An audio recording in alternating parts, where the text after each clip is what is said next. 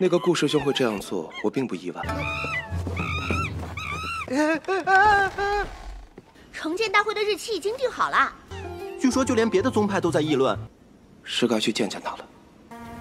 一个人与他生命中，可人生就是这样。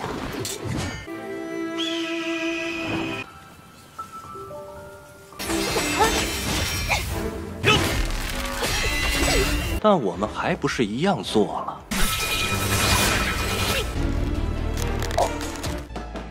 Halo guys, balik lagi bersama Mimin from Zero. Di video kali ini, Mimin bakalan kembali melanjutkan alur cerita Donghua berjudul The Path Toward Heaven part ketiga ya. Seperti biasa, sebelum masuk ke rekap ceritanya, buat kalian yang menonton video ini tapi belum subscribe, tolong di subscribe dulu ya guys. Dan jangan lupa nyalain lonceng biar nggak ketinggalan update terbaru dari channel From Zero. Playlist untuk Donghua ini juga udah tersedia bagi kalian yang baru aja bergabung dan belum nonton episode sebelumnya ya. Ya udah deh, nggak usah berlama-lama lagi, langsung saja kita ke rekap ceritanya guys.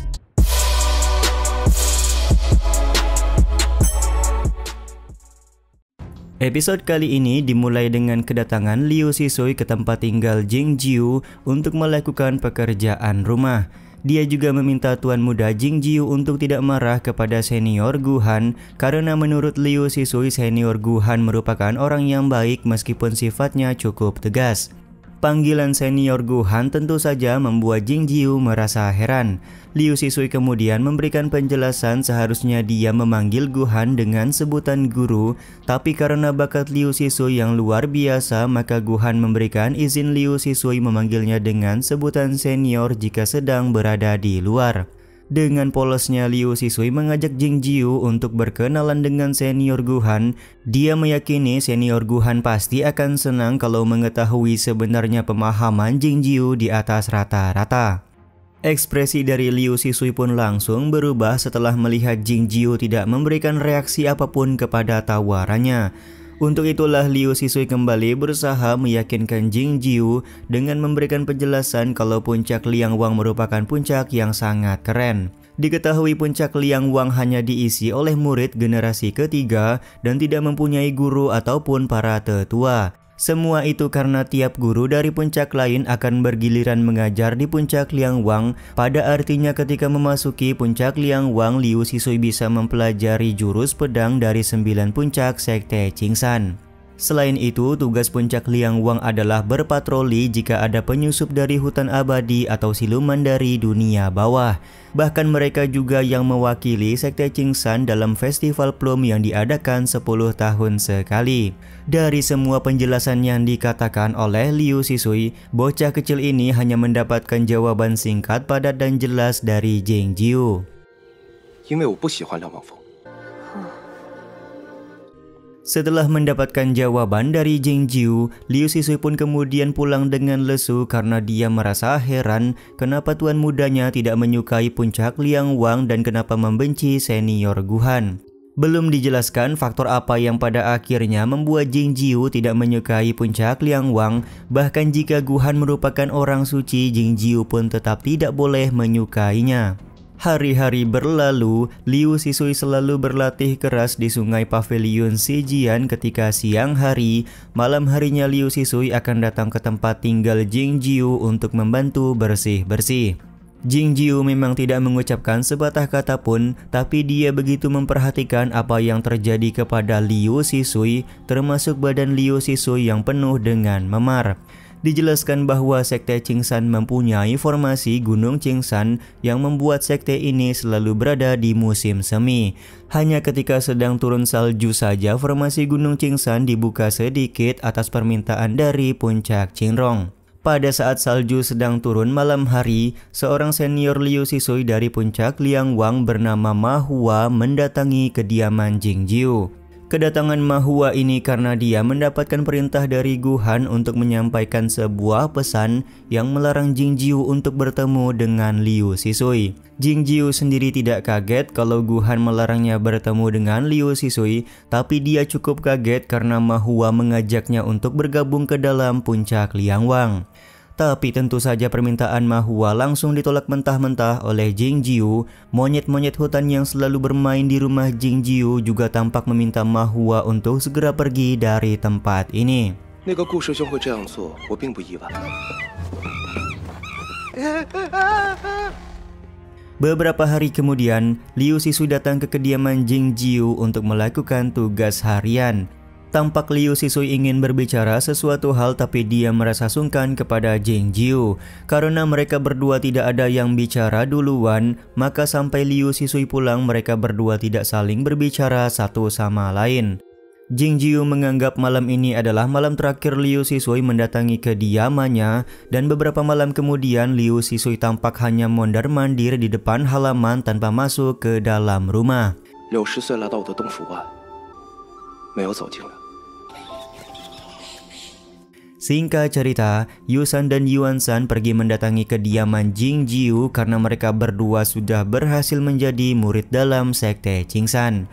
Yusan juga memberikan informasi kalau turnamen pedang akan diadakan awal musim semi tahun depan.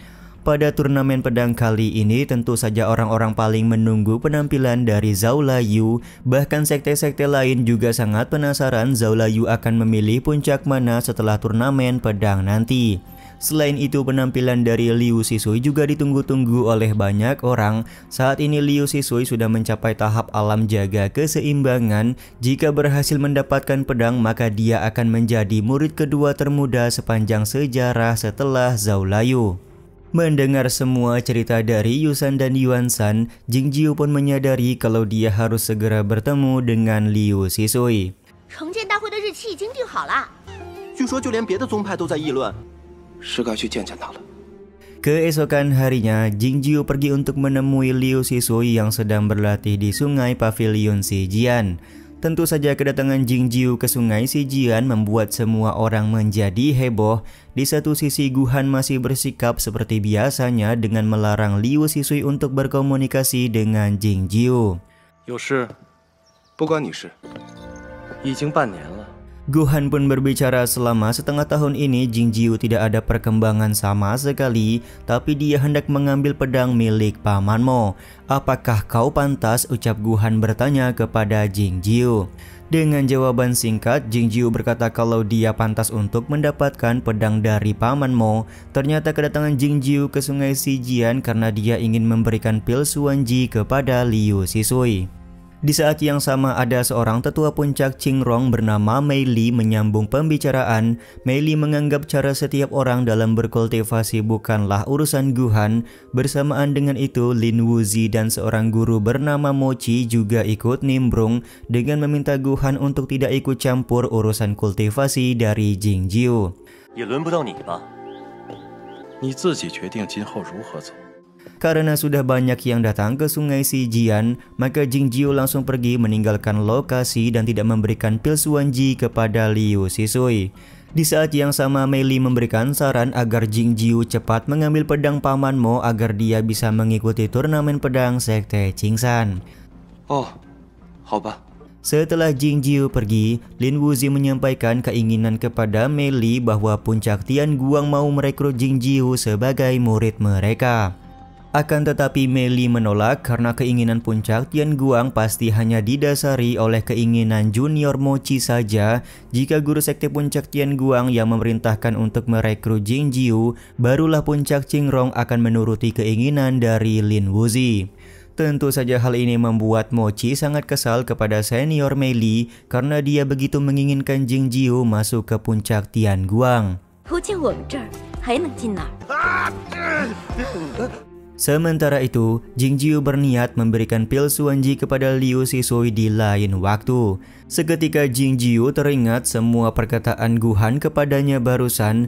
Bagi Jing Jiu, perasaan bosan itu sangatlah langka di benaknya dan sudah lama sekali dia tidak merasakan hal yang menarik karena kesombongan Guhan di hadapannya tadi.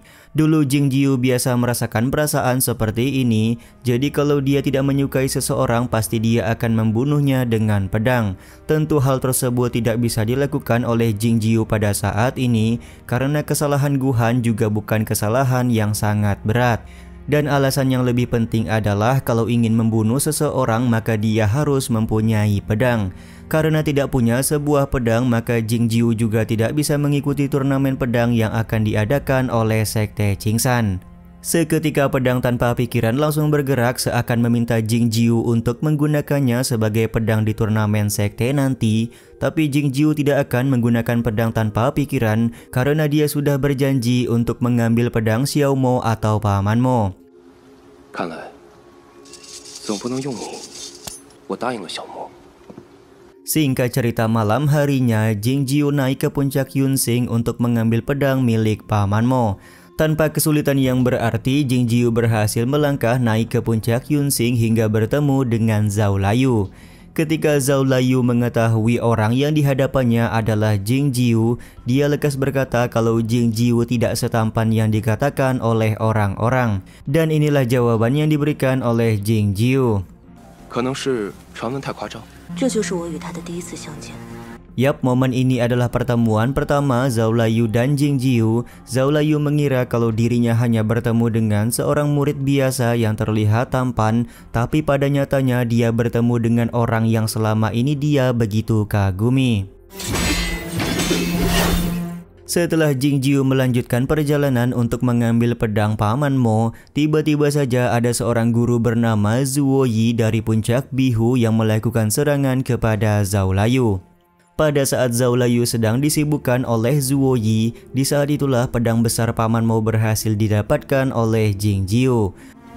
一个人与他生命中，可人生就是这样。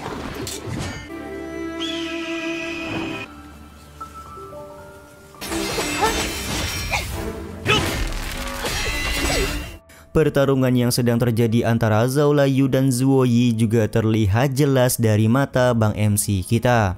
Zuo Yi memberikan penjelasan kalau Zhao Layu tidak seharusnya menyelidiki kasus yang sedang terjadi ketika Paman Guru Jingyang naik surga. Perkataan dari Zuo Yi ini menegaskan sebenarnya ada masalah yang terjadi ketika Paman Guru Jingyang naik surga dan kenapa guru puncak Bihu yaitu Lei Po Yun menjadi gila. Zuo Yi juga tidak takut dengan hal buruk yang ditimbulkan jika dia membunuh Zhao Layu di tempat ini karena Zuo Yi pernah melakukan hal buruk yang jauh lebih besar ketimbang membunuh Zhao Layu. 但我们还不是一样做了。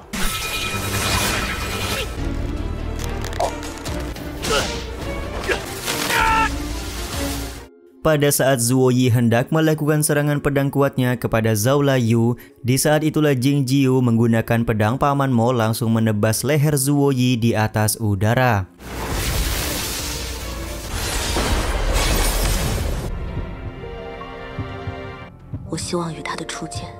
Seketika Zuo Yi pun tewas dan membuat Zhao Layu terpana karena orang yang melewatinya barusan bisa membunuh guru puncak Bihu hanya dengan satu kali tebasan pedang saja. Keesokan harinya ada seorang senior yang kaget karena dia melihat mayat Paman Zuo bersimbah darah di atas sungai. Dia pun segera melaporkan kejadian ini kepada Paman Qian dari puncak Sangde. Meskipun puncak Sangde sudah mengirim orang untuk menyelidiki kasus kematian dari Paman Zuo, namun tidak ada seorang pun yang bisa mengungkap kasus ini. Menurut Ma Hua, semua orang pasti sedang kebingungan tentang siapakah pelaku yang sudah membunuh Paman Zuo, karena jika pelakunya murid junior di Pavilion Zijian, tentu hal ini mustahil karena murid-murid ini kultivasinya masih sangat rendah. Tapi tentu saja kejadian sebesar ini mempengaruhi latihan yang sedang dijalani oleh para murid, termasuk Liu Sisui yang menjadi lebih pendiam. Ma Hua pun meminta Liu Sisui untuk lebih fokus dengan pernapasan agar pedang terbangnya tidak jatuh.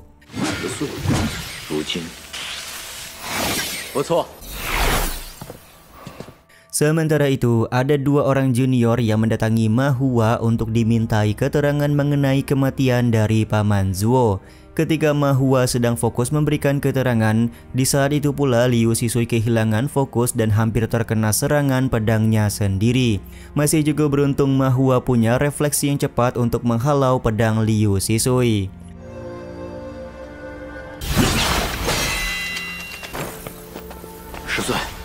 Mahua pun lekas nyamperin Liu Sisui untuk menanyakan apakah Liu Sisui baik-baik saja dan apakah ada keluhan selama latihan.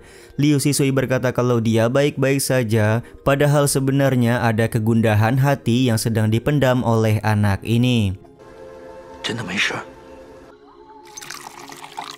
Malam harinya, Liu Sisui mendatangi kediaman Jing Jiu untuk menanyakan perihal apakah Jing Jiu terlibat di peristiwa kematian dari Paman Zuo.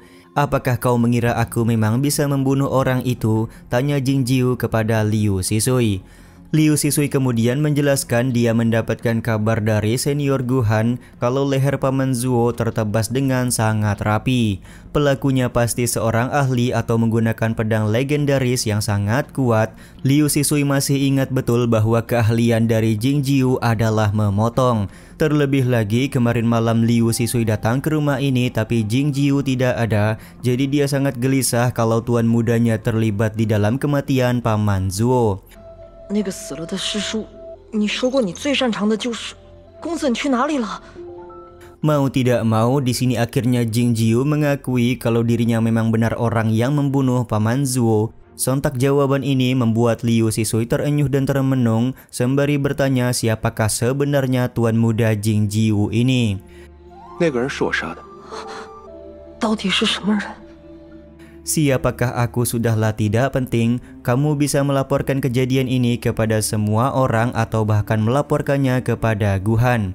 Liu Sisui sendiri berkata kalau dirinya tidak berniat melaporkan kepada siapapun karena dia memang mengetahui kemampuan dari Jing Jiu sangat luar biasa selama mereka sering bersama. Tapi ada perkataan Jing Jiu yang membuat Liu Sisui merasa sedih, yaitu karena Jing Jiu tidak menyembunyikan kemampuannya kepada Liu Sisui karena akan terlalu merepotkan. 你我那时候天天在一起。 那位师叔。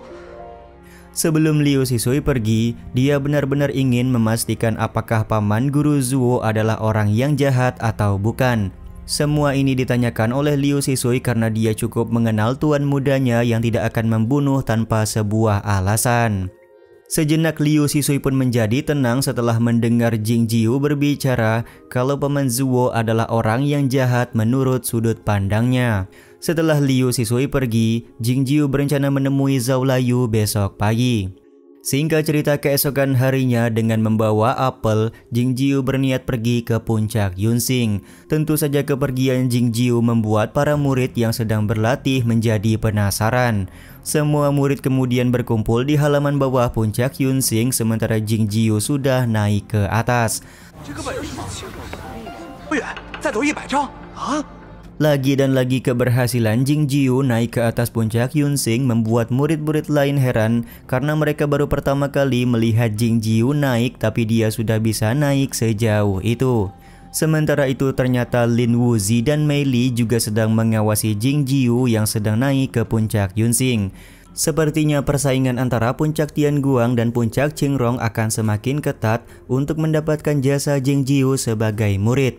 Meskipun mereka berdua saling berlomba, tapi kembali lagi pilihan mutlak tetap berada di tangan Jing Jiu untuk memilih puncak mana yang akan dia pilih. 我们天光峰是一定要争了。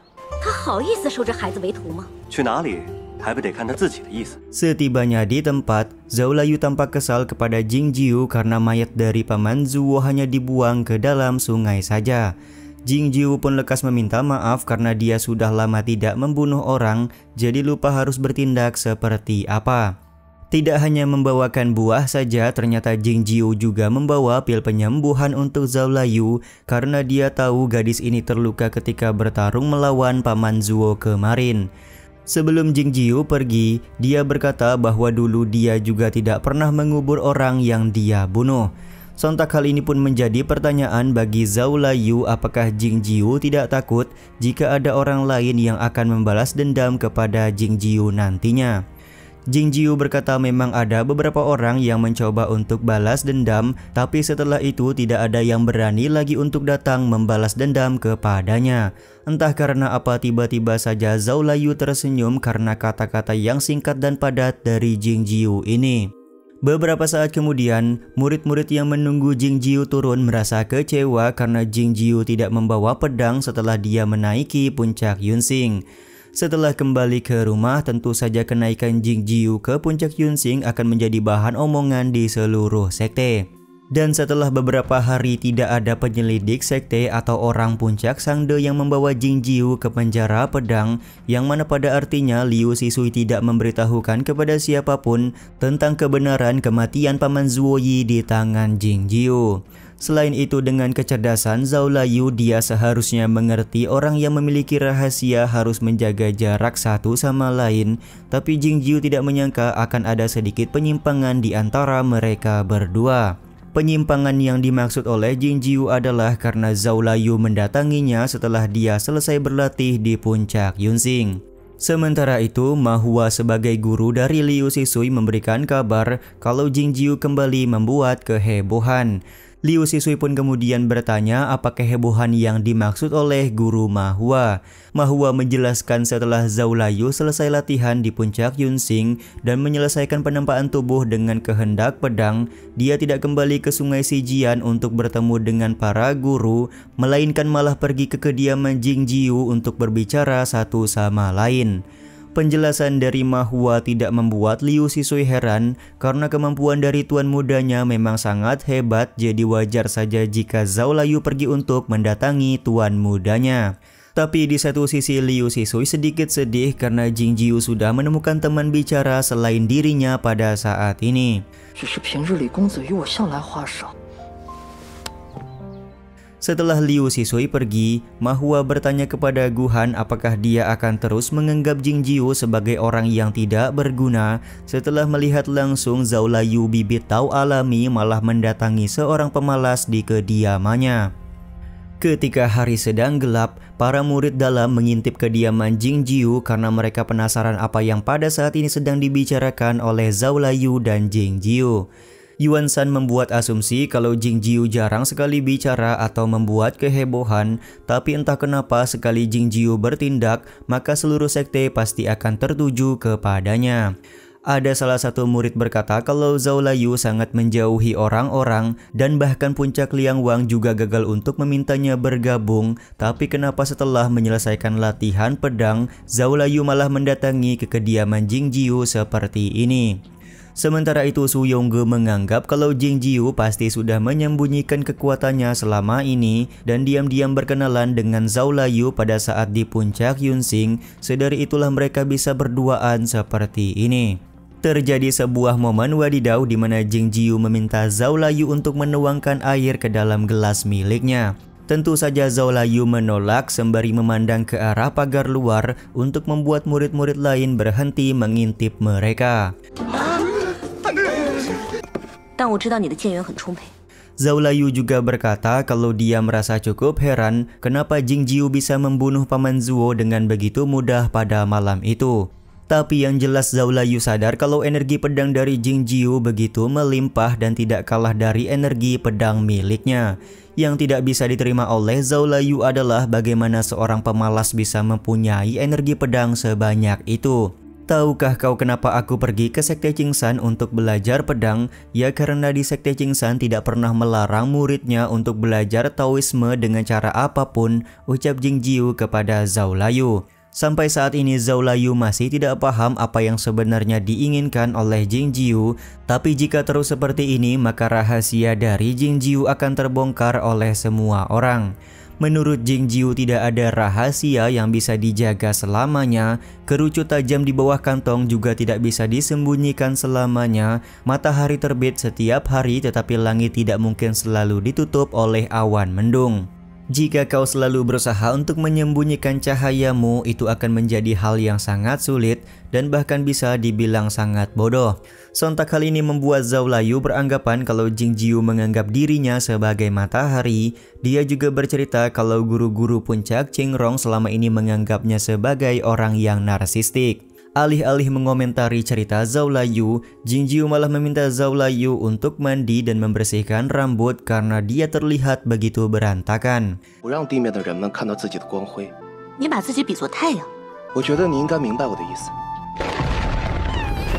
Tiba-tiba saja langit menjadi gelap karena Lei Po Yun berhasil kabur dari penjara pedang. Beberapa orang guru penjaga mulai mengepung Lei Po Yun untuk menangkapnya kembali, akan tetapi mereka semua tetap gagal. Mau tidak mau pada akhirnya Yuan Qijing turun tangan langsung untuk membunuh Lei Po Yun yang dianggap sudah gila.